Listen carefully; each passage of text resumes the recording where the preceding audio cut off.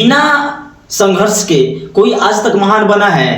कोई भी इतिहास में किसी इंसान को उठाकर देख लो। तुम 10 क्लास के स्टूडेंट हो, अगर इतिहास पढ़ रहे हो तो उस चैप्टर में बहुत सारे आ गए, रूसो आ गए, वॉल्टेयर आ गए, गैरिबाल्डी आ गए, है ना, और जर्मनी के बिस्मार्क आ गए।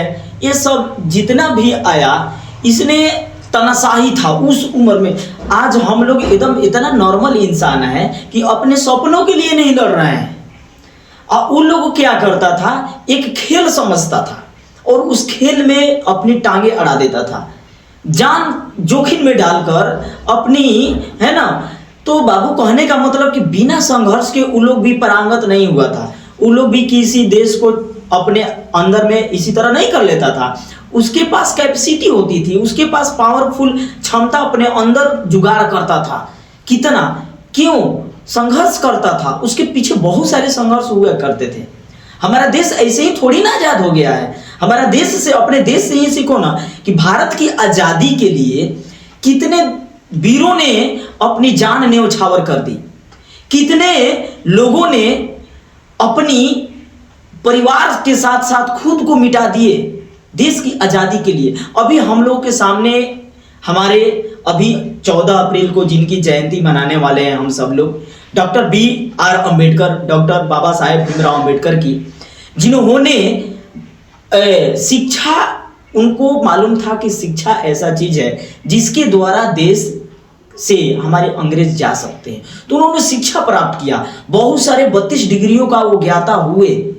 तो ये सारे लेने में उनको क्या किया, उनको क्या करना पड़ा, अपने परिवार के पूरे मेंबर्स को त्याग करना पड़ा, जिससे सारे उनके बच्चे जो थे मृतक के दफन हो गए, जिनके चिराग खत्म हो गए। तो वैसे वैसे लोग आज उनका गुणगान हम गा रहे हैं। क्यों गा रहे हैं, कुछ तो किए है ना। हम लोग तो सोचते हैं ना, अरे चट मंगनी पट बियाह, जैसे को कहावत है ना कि चट मंगनी पट बियाह कर दो। अरे नहीं बाबू, आज तुम 2 महीने के लिए आते हुआ सोचते हो कि मैट्रिक में बहुत सारा भर का मार्क्स आ जाए। नहीं नहीं नहीं, स्टडी करना पड़ता है। स्टडी क्या होता है, सेल्फ संघर्ष है। तुम्हारा स्टडी सेल्फ संघर्ष। कोई स्टडी करता ही नहीं है, अध्ययन कोई करता ही नहीं है। अब मार्क्स के लिए झोली उठाकर सामने टीचर के पास, टीचर भैया ले लेगा, तुम्हारे लिए रखा है मार्क्स? नहीं रखा है। वो किसके लिए मार्क्स रखा है?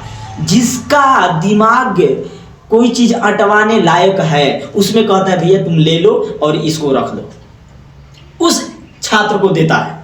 तो शिक्षक में कोई बैरी नहीं है। शिक्षक में नजर में कोई स्टूडेंट बैरी होता नहीं है, बशर्ते कि मार्गदर्शन ऐसा देता है। और जिस मार्गदर्शन को फॉलो कर लेते हैं विद्यार्थी लोग, तो मार्क्स लाएंगे ही लाएंगे। तो उस करता क्या है, स्टडी, मेहनत। कुछ ऐसे समय है जो आपके समय को चुरा नहीं सकता है, कोई नहीं चुरा सकता है। 10 बजे तक एवरेज सभी स्टूडेंट पढ़ते हैं ना जी, सभी लोग कोचिंग जाते हैं ना, सभी लोग स्कूल तो जाते हैं ना। लेकिन क्या कोई 12 से 2 बजे तक रात के बीच टाइम में जगकर पढ़ता है? कोई एकाध स्टूडेंट होगा जो पढ़ता होगा, और जो पढ़ता होगा वही लाता है, क्योंकि वो एवरेज स्टूडेंट में नहीं है। हम 300 मार्क्स सोचते हैं, 250 300 के आसपास आ जाता है, इसमें कोई सोचने की चीज थोड़ी ना है। लेकिन अगर जिसने 450 मार्क्स सोचा कि मैंने 450, पहले सोचो तो सही। और सोचने लगोगे ना जिस दिन कि 450 कैसे आएगा, हमारा दिमाग, आपका दिमाग इतना काबिलियत है कि आपके सामने रख देगा कि बाबू देखो मार्क्स ऐसे आएगा, अविनाश मार्क्स ऐसे आएगा, ऐसे पढ़ो, अध्ययन करो, उसके पीछे लगो, तब मार्क्स आएगा। कोई ढोंग पाखंडी नहीं है कि फटाफट गए और क्वेश्चन का आंसर दे दिए। न जाने एक क्वेश्चन को कितने बार डील करने के बाद, डिस्कशन करने के बाद, उस पर फोर्स करने के बाद वो क्वेश्चन समझ में आते हैं, है ना। और हम साधारण तौर पर कहते हैं कुछ नहीं है। आज तो एग्जाम में बिल्कुल कुछ नहीं है, सही में बात है।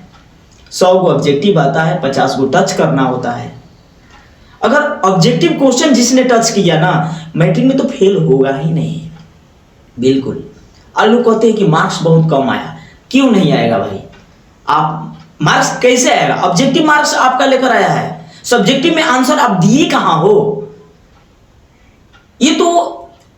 ये आप रूल्स को फॉलो नहीं कर रहे हो। जो सब्जेक्टिव में 50% मार्क्स दिया जा रहा है, 50% सब्जेक्टिव में या 50% ऑब्जेक्टिव में, तो ऑब्जेक्टिव का तो मार्क्स उठा लिए, 100 में 50 को मार्क्स, 40-45 को तो मार्क्स आपने उठा लिया, कवर कर लिया। और 50 मार्क्स का जो सब्जेक्टिव है बाबू, तो सब्जेक्टिव में उसके अनुसार, उसके अकॉर्डिंग लिखना है, डायनेमो के सिद्धांत लिखना है। उसमें दूसरा चीज पे आ रहे हो। कोई सुनते हैं कि कोई सर मैंने तो गाली लिख दिया। अरे बेवकूफ, गाली क्यों लिखा? कोई कहता कि मैं तो सोहर लिख दिया, आ ही नहीं रहा था, कॉपी भरना था क्या? नहीं नहीं, शिक्षा, इसलिए तो बोलते अध्ययन करो। डायनेमो का सिद्धांत क्या है? लिखना था डायनेमो का सिद्धांत, लिख दिया कुछ और। तो बाबू जो क्वेश्चन, अगर हिस्ट्री के क्वेश्चन है, हिस्ट्री चैप्टर से रिलेटेड है, लिख रहे हो, ज्योग्राफी का चीज डाल रहे हो। हिंदी से रिलेटेड क्वेश्चन है, संस्कृत का प्रयोग कर रहे हो, कहां से आएगा? नहीं होगा। उसके लिए स्टडी जरूरी है। अगर क्वेश्चन, जिस चैप्टर का क्वेश्चन आपके पास आ जाए, उस चैप्टर, अगर आपका ख्याल उस चैप्टर का नहीं आ रहा है, तो समझिए कि उस क्वेश्चन का आंसर आप नहीं दे पाओगे। उसके लिए उस क्वेश्चन को आपको दिमाग में जाने से पहले, दिमाग में गया और पता चल जाना चाहिए कि इस चैप्टर से क्वेश्चन आया हुआ है, इसको मैंने इस तरीके से पढ़ा है, इसका डील ऐसे होगा, बिल्कुल आएगा। अध्ययन करना पड़ेगा साहब, अध्ययन करनी पड़ेगी, संघर्ष करनी पड़ेगी, तभी आएगा। ऐसे कुछ आने वाला नहीं है।